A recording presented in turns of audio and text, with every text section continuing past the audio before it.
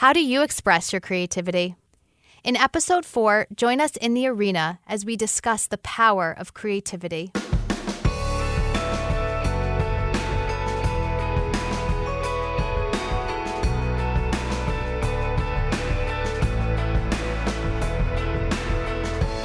Hey listeners, welcome to In the Arena. I'm Jackie Goldberg. And I'm Leah Smart, and today we are going to be discussing creativity, which is March's in-day theme. As we thought about creativity, we've dug into a number of different things, and I think what bubbled up for both of us, the surface, was that we are all creative people. We both believe that everyone is born with creativity. It can come out in many different ways, and it's really about, as we become adults, accessing that and hopefully, living into it and doing things that honor our creativity. So something fun we wanted to do this time around was actually poll people. So we polled some listeners and asked them a series of questions to find out about their creativity. And what we'll do today is dive into those questions and talk a little bit about our own stories as well. So we're looking forward to jumping in. So, the first question that we asked our listeners was, how do you tap into your creative side? Leah, this was so much fun for us. And we, we're looking at creativity and we both were like, this is fun, And so polling our own employees at LinkedIn and asking them these questions was just awesome to kind of see some of the responses that came through. So how do you tap into your creative side?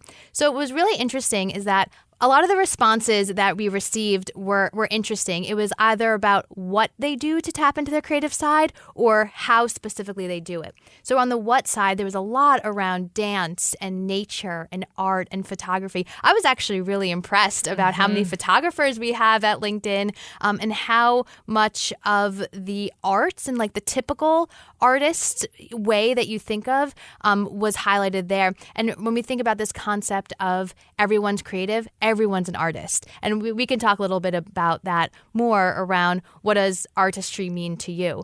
On the other side, we saw around the how, there was a lot around meditation and focus and exercise, kind of the means to getting into the zone.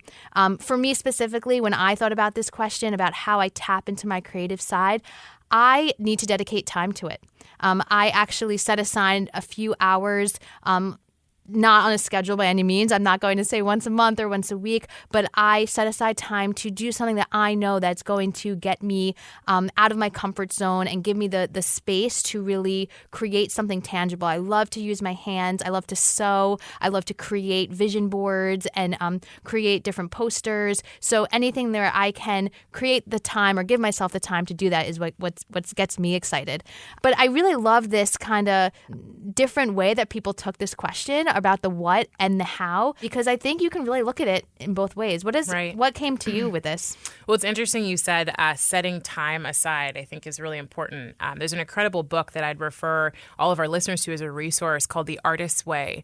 And one of the amazing things they have you do is something called an artist date, which is where you pick a day once a week and you do something that you've always wanted to do that's creative. So when I read the book, I had always wanted to build a flower arrangement. I love flowers, and I'd always been intimidated by it. I was like, God, what if it's ugly? And I was like, I don't know how that can be ugly because flowers are all beautiful. So you're going to create something nice either way. But that was the first artist date I had was, literally sitting down and, I'd bought all of these different types of flowers from this amazing florist up the street. And I sat down and I created this great bouquet. And it was such a small thing that meant a lot to me.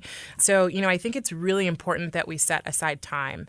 For me, when I think about creativity, I probably fell more into the, what do I do to be creative? And me, my kind of craft and my love for the last, 15 years has been photography. And a lot of different little journeys inside of photography for me. The first journey was feeling like I didn't have an eye for this. Like I wasn't going to create anything that was valuable, right? This fear, right? Oh my God, I can't get behind a camera because then I'm going to have to show somebody what I actually created. And that could be scary, right? Because there's judgment and all sorts of things there. And we'll talk a little bit more about that later. But mine is photography. I love music. Those are two really big things for me. When I think about the how, exercise is a great way, I think, to just get your brain going. But really agreed with you. I think it's about giving yourself the time. Very similar to the way that we design these podcasts, or at least discuss what we're going to talk about is we look at things separately and have our own thoughts and opinions and things that really come up for us. And then we come together and talk about it. And so in this case, we actually looked at the responses to this poll separately and then came together and talked about it. And something that I thought was really interesting was that you, Leah, you noticed that multiple people wrote that they need time alone in order to tap into their creative side. So spending alone time was important to them. And at the same time, there were other people who talked about needing to spend time with others. And what was interesting was that both of these were there in the responses, but you were really connected to spending time alone, whereas I was connected to spending time with others and that collaboration piece. What do you make of that? Yeah, I thought that was so interesting, too. Like, we literally looked at the same results and saw two different things, which is just another lesson we could talk about for a year on perspective. But yeah, for me, I think being alone is one of the ways that I am able to recharge and also able to create. It's the space where I was able to, recognize in creativity that, like, I am able to create things that are beautiful and that, like, it's most important that I'm enjoying what I'm doing. So I think that's why I was so drawn to the alone time, is I'm like, if I'm creating something, I want to be able to really honor it. And then I release it out into the world. It feels like I've already put my stamp of approval down, and then everybody else just gets to enjoy it versus, oh my gosh, is someone going to be, feel one way or another about it? But at the same time, you seeing collaboration being one of the key words that came up, and, you drawing to that also made me realize, for us, for example, we love to brainstorm together. So there's sort of this balance, right, of both of those. Yeah, and for me, I see both for sure. I think I gravitate more towards time with others because of the energy that I get from people. So I'm someone that really feeds off energy of others. And so when I think about creativity, I actually do think of energy. And when we talk about the second question, which we'll get into in a minute, energy was one of the words, that people described around creativity. And for me, that really resonates. I find that if I hear someone say something or operate in a certain way, I then take that and connect it to something else and then move forward. And again, that's a lot about what brainstorming is about. And I think about in the professional space, so at work, I'm someone who loves to get in a room and talk about a topic and whiteboard it out and be with a few people and think through ideas. And I like to go back to my desk and be alone and execute on it. So I do see both for sure playing a role in creativity. Yeah, and I think one of the things you bring up that's really key and important is, people wrote all sorts of things, like you mentioned, around what they do to tap into their creative side. I also think there's, in our world today, there's this whole concept of everyone wanting to, like, live this big life, right? Which is incredibly important. You should live whatever life you want to live. But also the recognition that there is creativity in a lot of smaller things, right? I think I remember someone writing, like, being able to color code was a creative work for them, which I was like, oh my God, I love color coding. So I was totally with that person. But that's a small thing. There are small things that allow us to feel like we have this creative energy. It doesn't have to be that, you are the world's next, big dancer or photographer or musician. It can be something as small as just being able to color code a chart. I love that. I love finding small moments of creativity. And then when I think about what I said early on and what people said about, putting time in place to be creative, it doesn't always have to be like that, right? I mean, you and I, we're being creative right now in just a conversation that we're having. So you can be creative in any conversation. So the second question that we asked our coworkers was, what 3 words describe the feeling of being creative? Mm-hmm. Yep. And so this one was a really exciting one for both of us. We reviewed these separately and came together. 2 of the ones that really stuck out for me were really around flow and energy. Flow came up and almost every response was just that they felt like they were in flow. And so there's an interesting thing for me. I was like, what is that? And I love photography. So when I'm out taking pictures, I feel like I'm in flow. And when I come home and I start to edit those photos, I feel like I'm still in flow. And when I think about flow, it's kind of like the feeling that hours could pass and you would have no idea that they had, because you were so engulfed in what you were doing and it was so right for you that it was just working. But I'm curious, what you thought about that. Well, when you're saying that, in my head, I'm thinking almost like time doesn't exist, right? When you're in your flow, it's like nothing else around you is even there. You are just so in it that if someone were to come and like tap you, you jump up like, wow, there are other people around me, or there, because you're so invested in and you're present, right? Yeah. We talk so much about mindfulness and being present on this podcast and at LinkedIn. And for me, being in flow is being present. Yeah. And I think one of the things is like, there are a lot of things that you do where you don't feel in flow, right? And so when people are, our listeners, you all are sitting here, maybe some of you are thinking, I know exactly what flow feels like. Maybe some of you are thinking, what are they talking about? So one of the ways that I was able to start, getting down to and understanding what my passions were was just to start making lists, thinking through. And I encourage you all to do this. Like when you think about creativity, when do you feel like any time could pass and you would have no idea? So just making some of those lists and trying those things out will help you tap into that, and just following that process and being okay with, the fact that you're going to try some and it's going to feel great, and you may try others and it won't feel so good. Well, that's great because you're narrowing down your list to whatever flow feels like for you. And what's coming up for me is Scott Chute actually led a session called From Me to We for some of the managers in my in customer success in San Francisco a few weeks ago. And he's actually running this From Me to We workshop all over the world, actually, at LinkedIn right now. But something he had us do during the workshop was to envision a time where we were at our best selves and what that looked like. And a lot of people talked about times when they were at high energy, very positive, in flow. And the point is that you think about this time and what you were doing. So, in addition to maybe for our listeners writing a list, another idea could be to envision a time when you felt your best self and what were you doing in that moment, and kind of linking that and seeing where creativity plays a role in that. Where he was really going with that was that if we can think about that moment in times when we really need to be our best selves, which we should be at all times, but let's say you're going into a hard meeting or you have to deliver feedback to someone, kind of getting in a state where you're at your best self, it's connecting to that amazing moment of high energy. Right. I love that. We call that like peak experience, right? So how do you reflect on that peak experience and bring it into your everyday life, which I think is huge. It's funny, as we talk about creativity, I talked about how important it was, for me to be alone. You talked about how important it is for you to be with others. Some of this kind of peak experience and creativity can actually be sussed out or pulled out of you in conversations with other people. Yes. So connecting the two, yeah. Totally. I mean, I feel like some of the people that I work with in coaching, they're finding their own creativity has come from our conversations and asking, as we talked about, in the Vision podcast, the whys. Why is that important? What's important about that? And that's something that, having someone else bear witness to is pretty cool, and it can help you learn more too. Yeah. Going off of this question about what 3 words describe the feeling of being creative, something that really resonated with me was freedom. So many people wrote free or freedom when they thought about this feeling of being creative.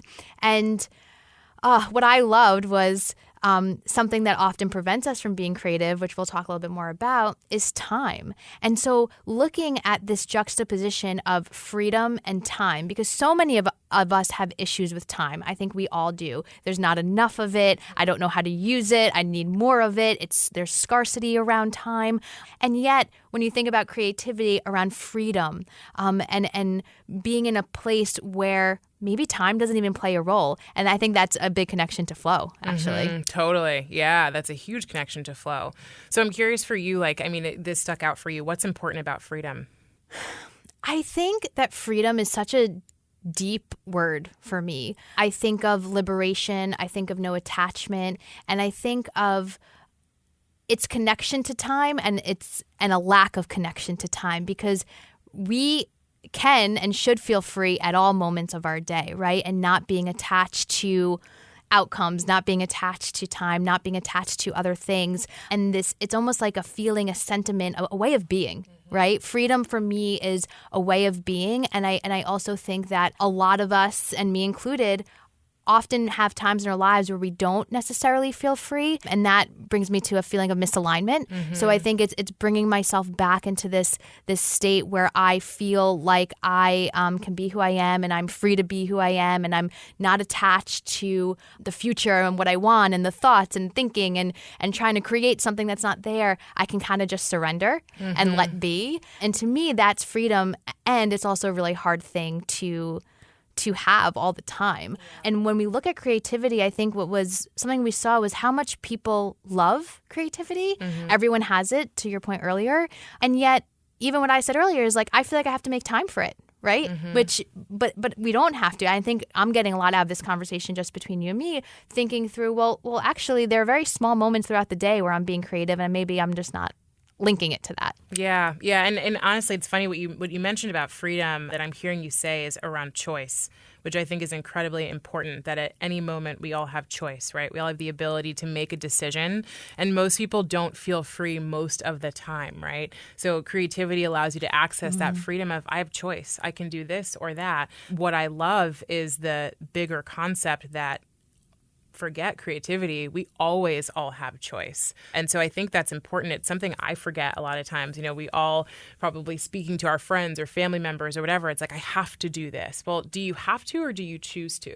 Those are two very different things. And so, I teach conscious business here at LinkedIn. And one of the things we talk about is the mentality of the victim versus the player. And so the victim is the person that says, I have to do this. The player is, I choose to do it.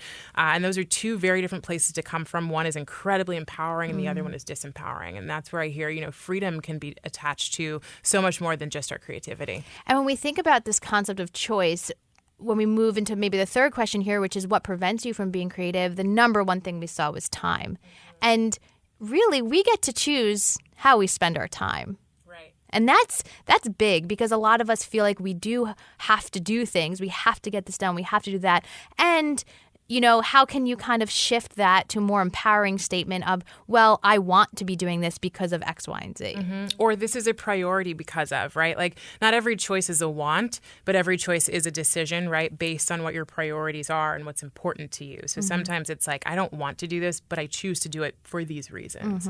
Yeah, I loved seeing the time. I mean, that was another one that came up every single time. Everyone said they don't have time to do it. And, similar to some of the other things we've talked about, and I'm particularly thinking about, our vision session, a lot of this is really to do with what is important to you and where you decide to spend your time.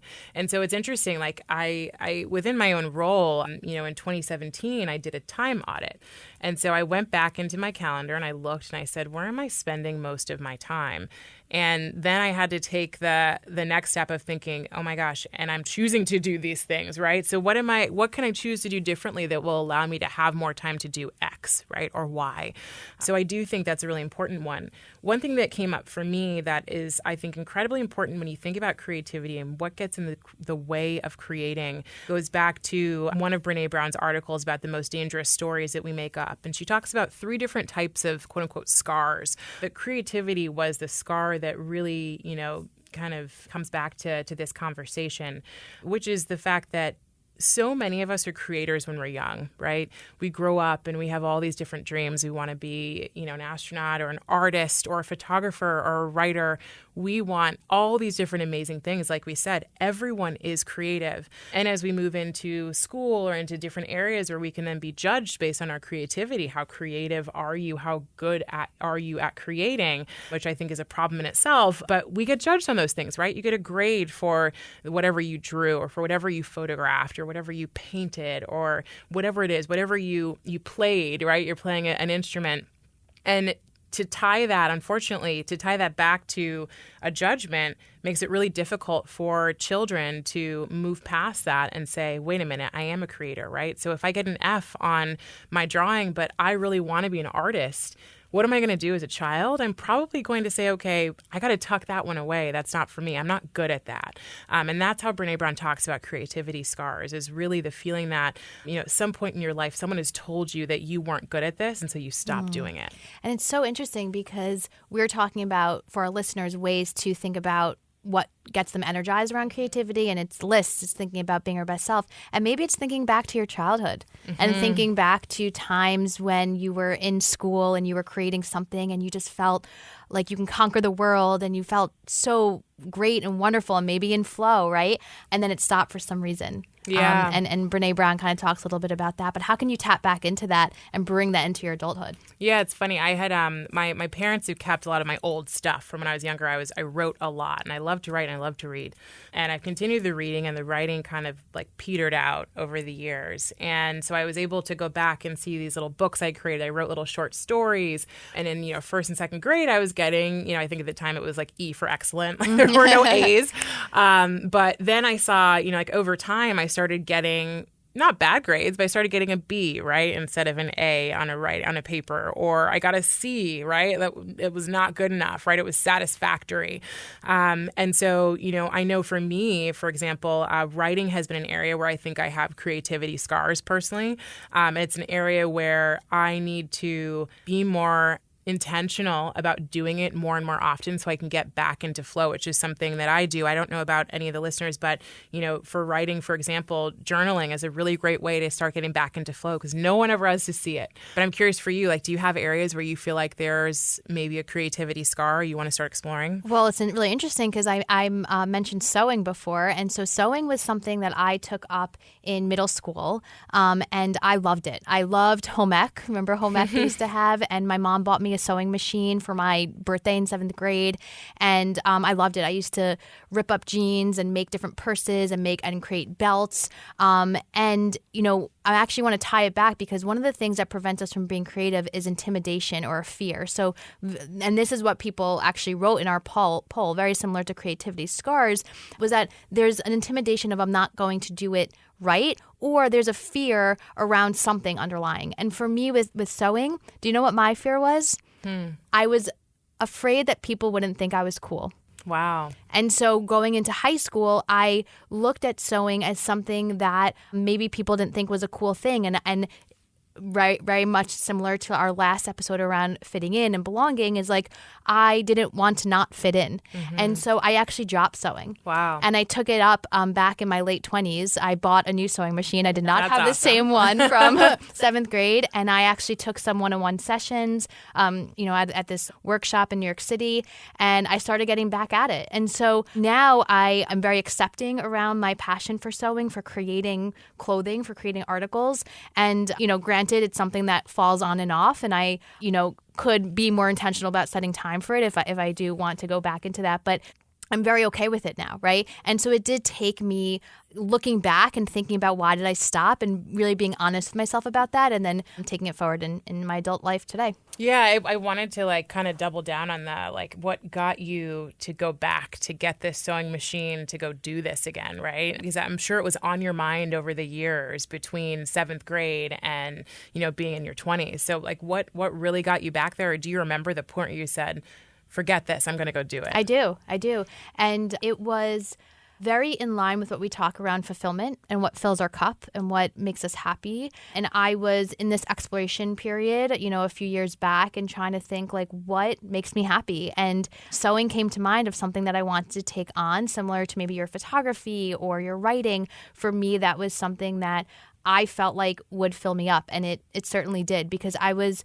being very intentional about making that space for myself to do things that filled me up and made me happy. Whereas before that, I wasn't. And it was most likely because I wasn't as aware, as self-aware. I wasn't as awake to what I really wanted for myself and the life I wanted to create. Yeah, and it's so interesting. I have a similar experience, I think, with photography of, always having wanted to do it when I was younger.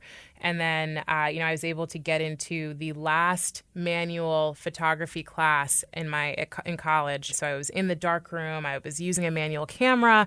And, that was probably a turning point for me because we at the end of the semester, everybody gets a grade, but then, you also go into a room with all the other photographers and they vote on the best photos. And so one of mine got best photo, which was incredible. And, obviously we want to focus on internal validation, not external, but it was finally a point where I said, okay, I can do this. And so going forward, you don't have people grading you or saying this is the best photo they've ever seen. But really what you have to do is say, I think creativity and art in general are entirely subjective. One person sees one thing, another sees another. And it's sort of that whole big idea that you're never going to make everybody happy with what you create. As long as you're creating what you believe in, what you enjoy, the right people will like it, right? And so like I recently last year actually created a website for my photography just because I had never done it. And I was like, you know what? Who cares? Like, I want to create a space for myself. And even if nobody ever sees it, I want to know that I had the confidence to do it and put my work out there, because I think for me, it really is one of the great creativities of my life. I love that. And thank you for sharing. I just think all of these topics around empowerment and self-acceptance really come hand in hand as we connect to the different in-day themes. So as always, we want to leave our listeners with a question. And the question is, what can you do to bring creativity into your day-to-day life? So simple. So hard, but we're excited for you all to explore it. Like we shared, make a list, try it out, play with it, and see what works for you. But I'm excited for you all to access that creator inside of you. As always, thank you so much for listening. Visit go/mindfulness if you're internal at LinkedIn to listen to our episodes, and we will see you back next time. Thanks, guys.